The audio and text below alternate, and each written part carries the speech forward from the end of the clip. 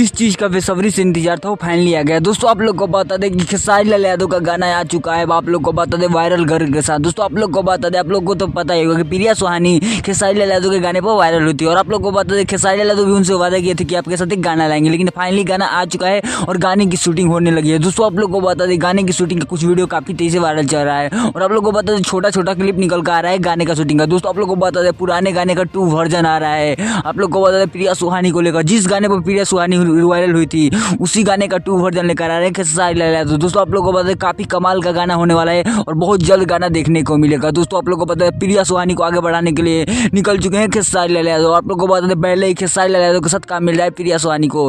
Viral होने का क्या फायदा यार, आप लोग को बता दें वायरल होने का पूरा फायदा उठा रही है प्रिया सुहानी खेसारी लाल यादव के साथ आकर। आप लोग को बता दें खेसारी लाल यादव ऑफिशियल चैनल से वो गाना आएगा। आप लोग खेसारी लाल यादव ऑफिशियल चैनल को सब्सक्राइब करने के लिए सब्सक्राइब कर लीजिएगा, बहुत जल्द आप लोगों को गाना देखने को मिलेगा। अगर हमारे चैनल पर नए चैनल को सब्सक्राइब कर लीजिएगा। मिलते हैं किसी नए वीडियो में किसी नए टॉपिक के साथ, तब तक के लिए बाय।